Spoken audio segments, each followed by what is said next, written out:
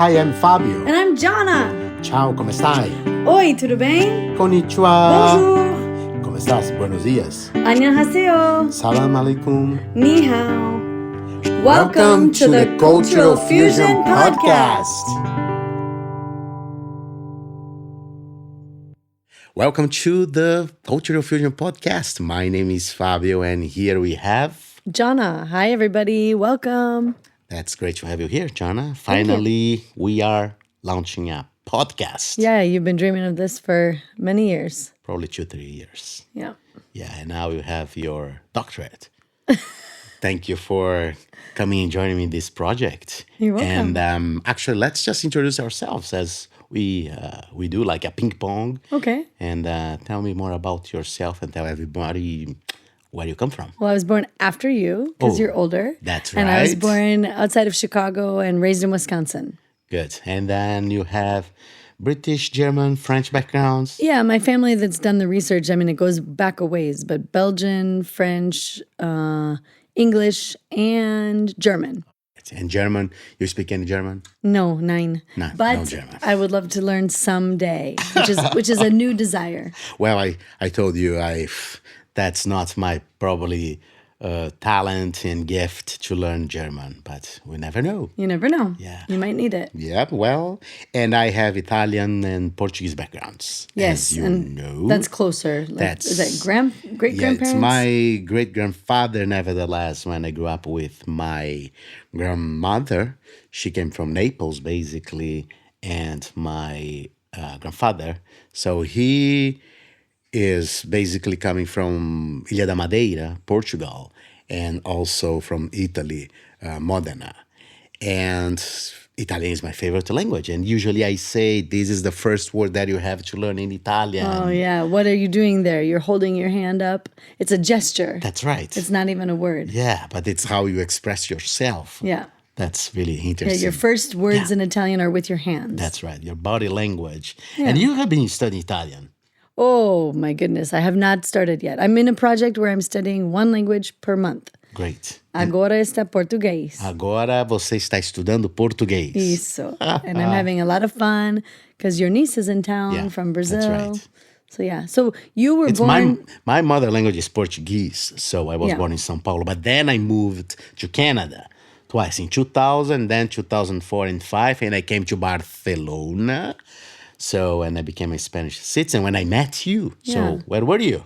Well, I think, let's see, if I'm catching up with you. So when I was 21, I went to Japan for the first time to teach English. So in Canada, you were learning English. I was learning English, yes. And around that time, I was teaching English in Japan. Yeah. Then after that, I went back to Iowa, worked at a camp, then went to grad school. Then I went to Belgium. Yeah, when I met you. Yeah, when I met you, I was a bridge builder between Congolese and That's Europeans. Right. That's correct. So you already spoke some Japanese? I spoke,少し日本語できます。日本語できますか? So. And yes, when I met you, you were in Belgium. Yeah. And then after 2-3 years, 2 years dating, we got married in Chicago. Yep. Then we went to Florida. Yeah. And then a couple of years there, we had our first daughter. Sophia was born in Florida, and then we moved to Japan. Yes, where we had our second daughter. That's correct. Yeah. So, yeah, and then I have been here in France for almost 7 years. Yeah, so it all come to France because in Lyon, we can speak all these languages. Yeah. We can meet all these people groups. And that's why we're starting the podcast, because we love working with different cultures. Yeah. And we hope that whoever's listening today, that you can join us in your thinking about your own experience of learning different cultures and also experiencing culture shock. That's right. And cultural adaptation. That's right, too. With that in mind, Johnna, so if I say that today over 300 million people live in countries where they were not born, and each of those families carries a unique story of culture, change, and adaptation, so we are part of these statistics because we are some of these families. So, because I was born in Brazil, you were born in the United States, Julia was born in Japan. Sophia also was born in the United States. So I became a Spanish citizen. And then after I became an American citizen because of you, our kids are very hybrid Yeah. because they come from this Italian Portuguese background and British, German, French backgrounds and holding Brazilian, US, Spanish passports, but living in France, this is very complex. Yes, and it makes me think about when. Do you remember when the girls sometimes ask us, "Am I Brazilian? That's Am I right. American?" That's They don't right. even necessarily Wow. know all the cultures they That's hold. right. And the other thing that was Wow. interesting was when we were in Japan, you and I were eating Japanese food Yeah. as foreigners, and then we would have Brazilian food at home, and then when we're eating Brazilian food, I'm Yeah. eating it as a foreigner. I didn't Yes. try it till I was an adult. And then what was our other one? Well, all of our foods, but then we realized that they were eating foods not as foreigners, Yes. but all of it was their own food. That's correct. Brazilian food was their own, Japanese food was their own, and same with Yes. French food today. Yes. They don't look at French food as something separate. Yes. They just look at it as that's what they grew up with. That's right. It's amazing and it's challenging. So it's very complex. What are some of the challenges? Well, I remember when you were probably traveling and working, and you said, "Can you and Sophia lead our English conversation?" And every Saturday morning we get together with almost 50 people in Lyon, and the question was very, very simple, as we ask every time we get together: "Where are you from?" And then when Sophia was leading and answering, and basically it was her turn Yeah. to answer the question, "Where are you from?" And her answer was, "What do you mean?" Right.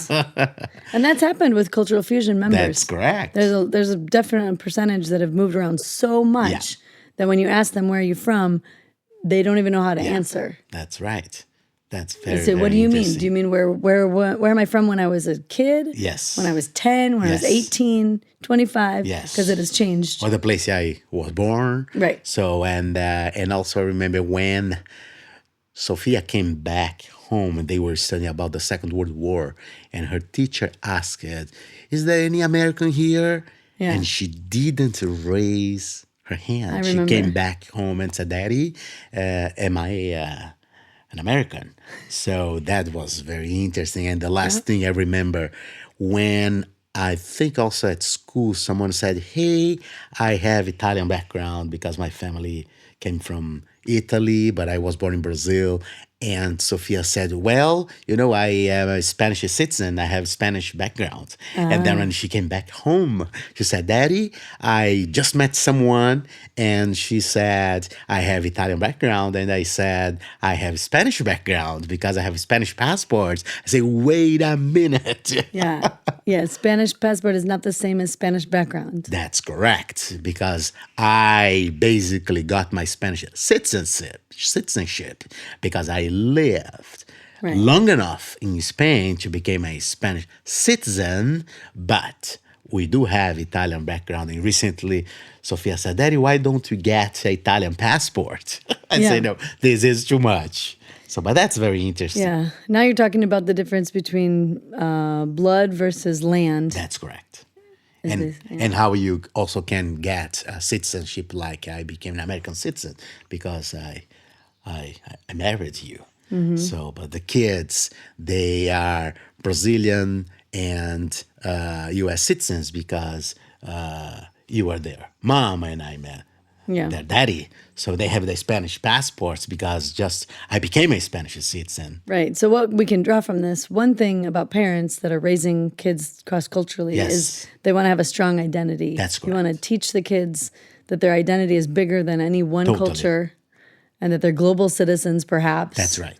And let them know all the richness That's of their right. culture. That's Because they're going to right. want to try to cut off parts of themselves depending on what's happening. Like in France, they might want to only speak Portuguese kind of privately or English kind of privately, depending on the circle they're That's right. trying to fit in. So they want to speak French in certain circles and things like that. Anyway, it's Yep. all about identity. That's correct. So, So- and with that said, I know you just finished again your doctorate. Congratulations! thank you. But one of the things that you have studied has to do with Hofstede.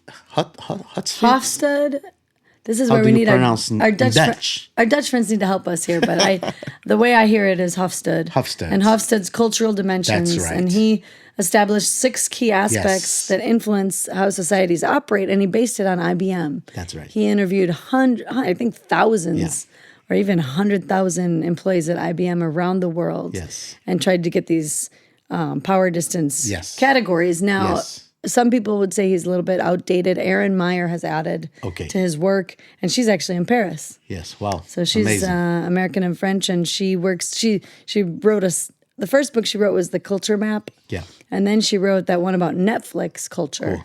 And anyway, Excellent. really interesting stuff. But she based her stuff off of Hofstede Yeah. too. So what do we hear about Hofstede? We know about this individualism versus collectivism thought. Yes. We know about what they used to call masculinity versus femininity, and I think it's now more about motivation for success. So they've changed that title, but if a culture is motivated towards success, and Japanese scores pretty highly on that. They are competitive and they're definitely motivated for success. Uncertainty avoidance is your risk taking. So I think the U.S. is riskier, whereas the UK scores less high on the risk taking, and then France scores much lower. So France is a traditional society where they don't want to go too much out of the box because they like the security of what the past has taught them. So they're going to take risk less. That's an uncertainty avoidance. They avoid uncertainty. And then the long-term versus short-term orientation, you see this with cultures that have an older, Asia, China, Japan, they're going to have a long-term orientation, whereas cultures that have been built up per se in more recent times like Brazil, the US, they're going to have a short-term orientation. So that's interesting too. And then the last one is indulgence versus restraint. You see this? Actually, Brazil kind of scores pretty high with indulgence, meaning they're okay with spending money to have fun, to take care of themselves, and more of maybe what people might call luxury items. Whereas I could be wrong, but I feel like Dutch culture would be more of restraint. People don't want to spend too much on things, superfluous items. They want to focus on the basic needs that they have. So that's interesting too. Great. And I know there is a website available. Anyone just can go there and type 2 countries and compare to each other. Yeah, I like to look up Hofstede's country comparison tool. Great. And That's and amazing. we can attach some of this maybe Yeah. below our podcast or below our, when we send it out, we can give some of these Fantastic. links. Yeah. By the way, this episode, I'm thinking about a title, and I think homing between our multicultural beginning. So I think this could be a good title for this first episode. Well, say more homing about between. what does that mean to you? Well, to have home in between. In between what? Well, what is home again? You think about how can you define home. So I asked this question to one of our friends who is a third culture kid, and he was explaining and telling me about Sophia and Julia. They are third culture kids, but I'm not. And I said, well, but you know what? I feel the same feelings. I have the same struggles that any third culture kid. And he said, you know what? You are someone in between. So, and when I see myself, I see exactly this description, home in between. So I feel, when I go to Brazil, I feel like I'm Brazilian. If I go to Spain right now and I go to Barcelona, by the way, I feel like I belong to Barcelona or Spain. If I go to the United States, I feel like, I am also an American. So that's very interesting. Well, they say you belong everywhere and nowhere. That's exactly what I Because do you talk remember about. in Atibaia, we sat down, and I mean, we said one sentence in Yeah. Portuguese, but they Yeah. immediately thought I was the Brazilian Yeah. and that you were the foreigner. That's very That was the interesting. biggest compliment I've ever had in Brazil. And I thought, oh my goodness, maybe I'm losing my identity. So, but that's exactly, you feel like you belong everywhere and nowhere. Actually, I have never lived in Switzerland, as you know, but I have been to Switzerland so often, so many times. When I'm in Switzerland, I feel like, oh my goodness, I feel like I'm home. Yeah, yeah. And exactly like Italy. So I have studied Italian in Florence, but I have never lived in Italy, but every single time I'm in Italy, my personality even changes when I'm speaking in Italian and I'm in Italy. I remember one of our cultural fusion members, we were doing a project in Italy, and he saw me for the first time speaking in Italian. He said, whoa, Fabio, I have never seen you acting, speaking like that. Yeah, So, your body language, totally. your smile. Totally. Well, it's like me in Japan. I have the opposite. When I'm in Japan, I get really, what is it called? Kind of reserved. Yes. My body language becomes very tiny. Yeah. And I become a different person. Absolutely. Yeah. Wow. With that in mind, let's move to the last part of our first episode. Okay. And this has to do with the 4 phases of cultural adaptation. Yeah. That's very interesting. So I love that. And I think this is definitely very, again, challenging and a very humbling process, because when you live abroad, you go through these 4 phases. And the first one, Johnna, as you know, it is honeymoon phase. Yeah. And the second one, crisis phase. The Right. third one, adjustment phase. And the last one, if that is a last one, adaptation phase. So tell me more about your own experience. Give us some examples. I can also give you some examples. The honeymoon phase is when you just fall in love with everything about the culture. Yes. You land there. Usually you love the food, Yeah. the interactions with the people, learning the Yeah. language. That's right. The novelty of it. You're just totally, Yes. that's why they call it the honeymoon phase. You can't see the negative parts of the culture right away, usually. Yes. And I think a lot of foreigners experience this in France. Did you know that France has been written about as the one, when you compare what it's like to be here as a tourist versus what it's like to live here permanently as a resident, France is the country that scores the highest difference between the two. So you can really have culture shock. You might come as a tourist and have the honeymoon phase. Yes. But when you come and move here, then you have to do the paperwork, and then you have to learn. If you're coming from a warm culture where people invite you easily into their home, like Colombia, Yes. Brazil, Ecuador, yes. India, you're going to maybe struggle with the fact that you're in a more reserved culture. That's right. And it's more private. Yes. And you're going to interpret that as cold or uninterested or even maybe even impolite. Yeah. But that doesn't mean that's what's happening. Yeah. It's just you're in a culture that's been raised to be very private, and it's out of respect. Yeah. So this is huge. agree So with you. anyway, that can kill the honeymoon phase Well, very by fast. the way, John, the honeymoon phase probably finishes as soon as you have to look for an apartment or open a bank account or buy a cell phone. Yeah. Do you know why? Can you tell us? Yeah. This is crazy. It's like you were chasing your, how you say this Tail? expression? Yes, in English, tail. Chasing your tail. I call it you fell into the That's Bermuda insane. Triangle. Oh my gosh, that's exactly what happens, because you go to get your cell phone and they say, can you tell me your bank account? You say, I can't have a bank account because I don't have a phone number. or I don't have a permanent residence. Yeah. And then you go to try to rent a place, and they say, can you please give me your bank account? Right. And it's just crazy. How you Right. get It's out? round and round. I don't even know how to get out. Well, you have to get one. I don't Yeah. know what we did first. I think usually people get the phone first. Yeah, that might I think be a I little was bit able easier. to get the phone first. It's just, So and then the challenging. honeymoon phase is over. Yeah. But I remember I was in Canada, and 25 years ago, everything was so clean, and it was just crystalline, amazing. And of course, coming from Brazil, I thought, oh my goodness, this exists. This is a paradise, Everything's so safe and everything's so clean. All the public transport, everything works perfectly well Yeah. until I got to winter. And I saw 0 degrees. I said, oh my goodness, this is crazy. Yeah. This is insane. And people were jogging, wearing shorts. I said, this is absolutely insane. I mean, freezing. And then we got even colder, almost minus 40 degrees Celsius. Yeah. Now, when you feel like the chill, how do you say the wind? Oh, How yeah, we call wind that? chill. There we go. We also have in Chicago. And then, but it's interesting.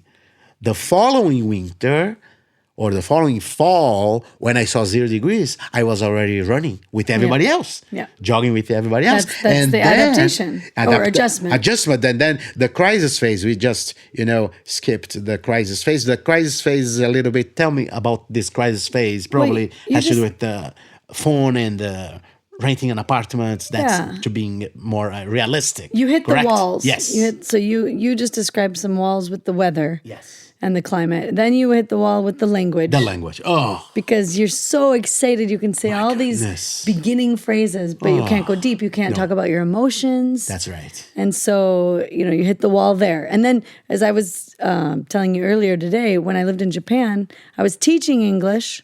So I was speaking lots of English, but never very deeply. The people that I was teaching English to, they couldn't go deep. And then I was learning Japanese, but I couldn't go deep either. So I was very, I hit the wall. I got lonely and isolated and had to find my way through it. I had to find native English speakers, other English teachers in Japan. That's where I was able to have deeper conversations. Yeah, that's the crisis phase. And the confusion. The confusion. Actually, you know that. And I speak several languages, and I speak all the languages with accent. Yeah. And usually I make a joke, including my mother language, Portuguese, right now, after 20 years. But usually I say, Johnna, I speak with you in English. You never know myself fully. Yeah, I don't like when you say this. Well, I know, but this could be a podcast also to speak about this cross-cultural relationship in probably family or work environment or between friends, because you can't fully be yourself even though you are fluent in a language. Yeah, but right? You can't talk be about quantum physics. I can't talk about even quantum physics with my dear friend Italian Enzo when I'm speaking Italian with him. So that's something interesting to talk about. Yeah, you're kind of on a debate, though, because, there's a lot of people that have moved to France with Italian or Spanish background. That's right. And then they've switched over. If they married, if they have a relationship with their partner and they're working in French, for example, and then they raise their kids in French. Well, you've got the Spanish mother, let's say. Yes. And so she's not speaking Spanish to her kids. She's only speaking French. Yes. Now, each person's different. Yes. We've found that can lower attachment. Yeah. The attachment that you have with your child when you're not in your mother tongue, that can create some distance and some problems, just as you're discussing. Yes. But I think a lot of people, maybe some of our listeners, would say that they were able to survive through that. They had a Spanish mother that only spoke to them in French, and it was okay. And she was able to stay connected, or father. Yes. That's a debate. That's interesting. It's a debate. I wonder if Sophia and Julia will feel comfortable enough in Portuguese to say, I am Brazilian, but to feel exactly how I feel as Brazilian, being born in Brazil and speaking Portuguese, because as I'm navigating Spanish, probably it's the closest to Portuguese, and I feel my heart when I speak in Spanish, for instance, or Italian, but I don't have the vocabulary that I have in Spanish when I speak in Italian. And when I'm in English with you, and these last probably 20 years, I have been working English, my master's, and going to places, doing business, and my relationship with you, but I don't feel totally, completely myself, especially because of the body language or the accent. And it's also funny, I think it was 2 weeks ago when I had to give a lecture in French. And I thought, oh my goodness, correct my French and to do my pronunciation the best possible that I can do. And I did. I tried my best. And I was concerned about maybe people understood my French. And later on, I asked someone, did you understand my French? And she said, yes, but your body language was so amazing. You smile so often and your energy was outstanding. We could understand your French very well because the combination between body language and your speech, well, did a good match. That's also interesting. Or she's saying your body language was strong enough to make up for any mistakes in French, perhaps. Also. I don't know. Yeah. That maybe is a toned down version. But you know what you're saying there makes me wonder about third culture kids using these 4 phases of cultural adaptation. Yeah. Did they ever go through a honeymoon phase? Do they ever go through a crisis phase? If they're raised in the culture as a third culture kid. Yes. So I think our girls are thrown into a bit the adjustment and adaptation phase. Yeah. And don't forget, they don't always sound American either. They're always going to sound like outsiders. They don't get all the jokes in Portuguese. Yeah. They don't get all the jokes. They don't know all the idioms in English. Yes. And it's an amazing thing to be raising them here in France because they're at a kind of a British. Some of their teachers are British, so they'll say bin, for example. Yeah. Where we would never say bin in the States, we say garbage. Put it in the bin. So our girls say things like that. Yeah. And that's just even another layer of richness to what they're experiencing and perhaps confusion. Because if they go to the States and they say bin, immediately that's a flag. Where are you from? Why do you say bin? Are you British? Yeah. You see what I'm saying? So that's the adjustment phase. They're constantly in adjustment phase anytime they're changing countries, and they're constantly in adaptation phase where in France for sure, where they're truly feeling at home in between. They're rolling between those two, I think, adjustment and adaptation. Guess what? I remember when you came to Brazil, I think for the first time or second time, and you didn't speak Portuguese very well. And I was speaking with my family, and it's the first time. And then you thought we were fighting. Yeah. So just because of our body language, our intensity, and the way that we Italians, Brazilians. You and your mom were talking about this envelope for like 25 minutes, this envelope. And I think someone had to go deliver it. But you were like yelling and chopping, like ta ta ta ta ta ta ta. I thought, and so finally I just said, Fabio, what are you guys arguing about? And you just answered, you said, we're not arguing, we're talking.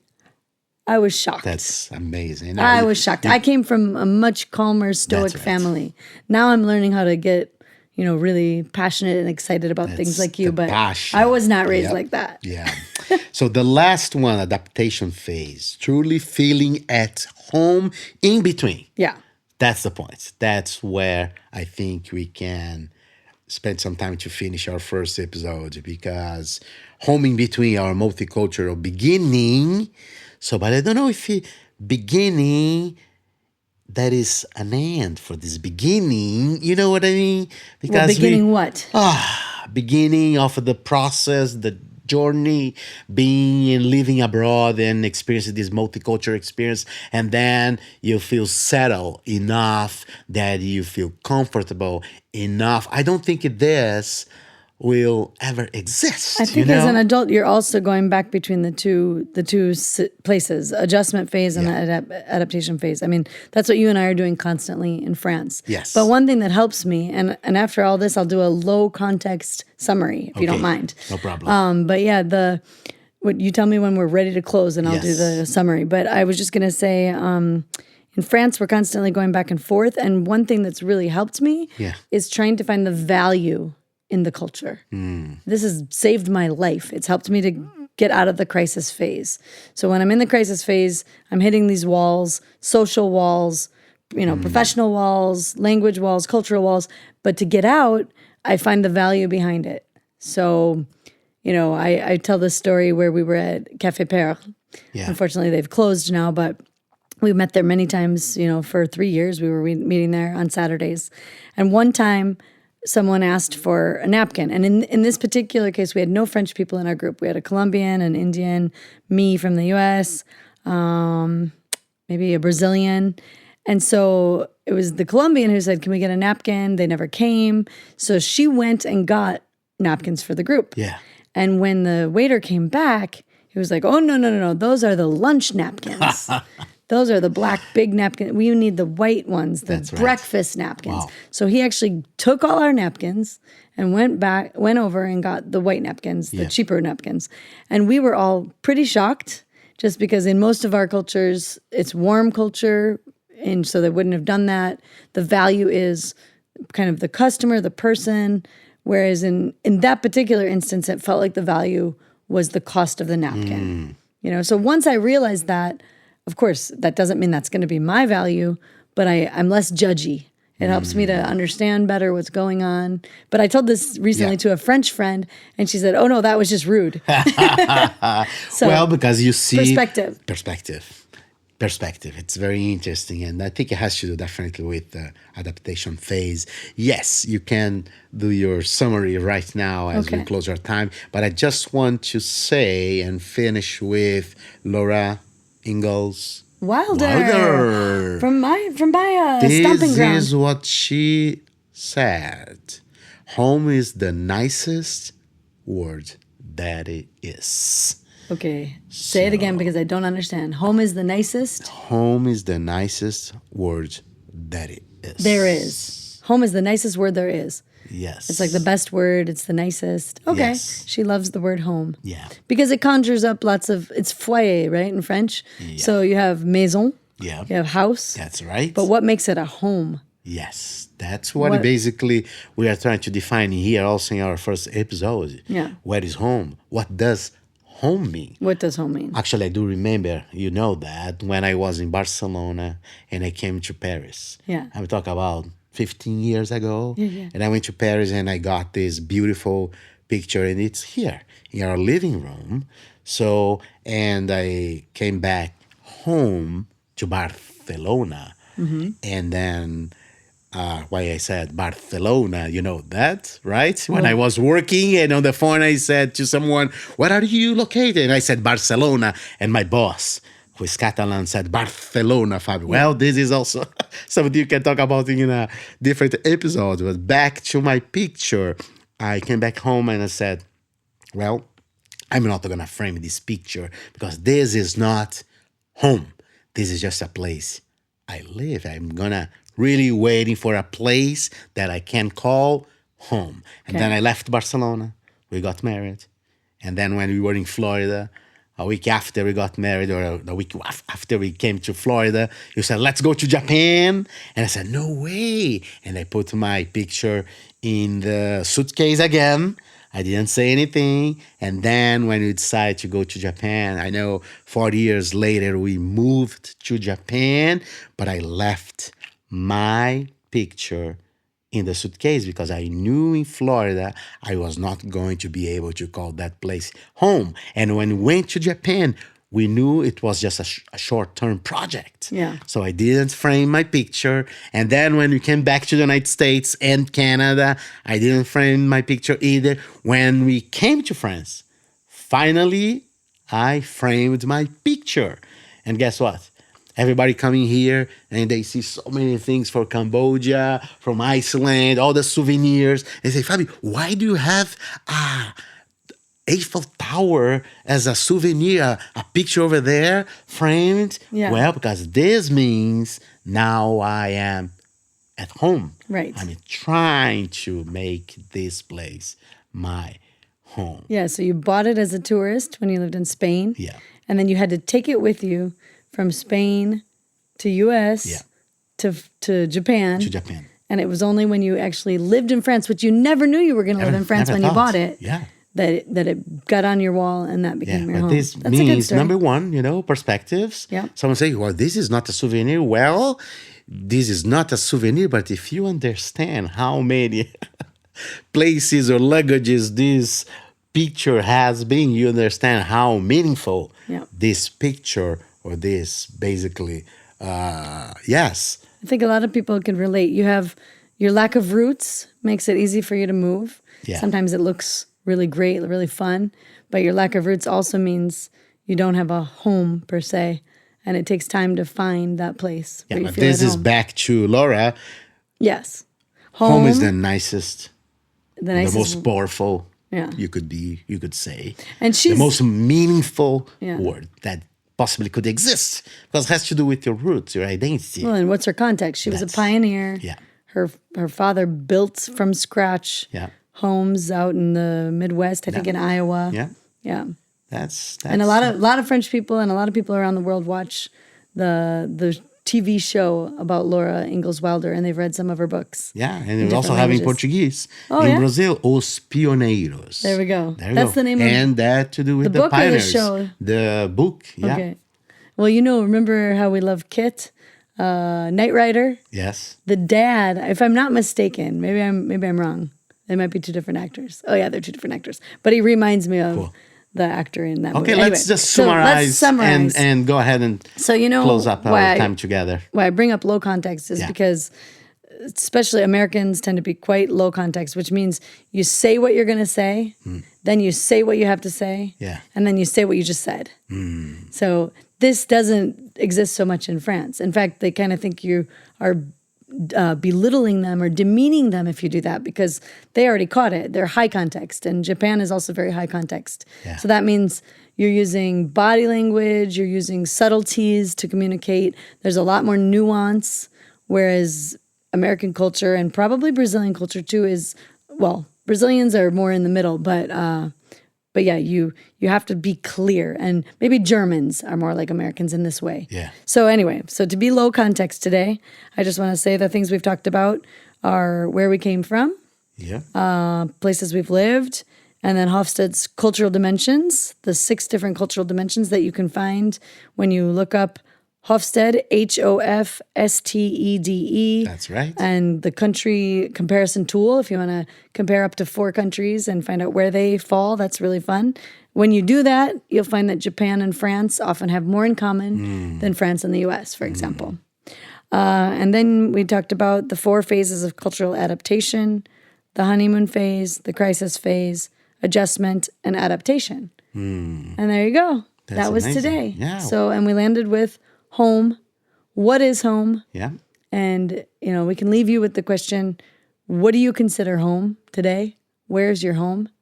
And do you also relate to this Laura Ingalls Wilder concept that you find it to be a good word? Is it the nicest word there is? Yes. Home is the nicest word there is. Well, do you agree? I totally agree. I think home is definitely a sine qua non.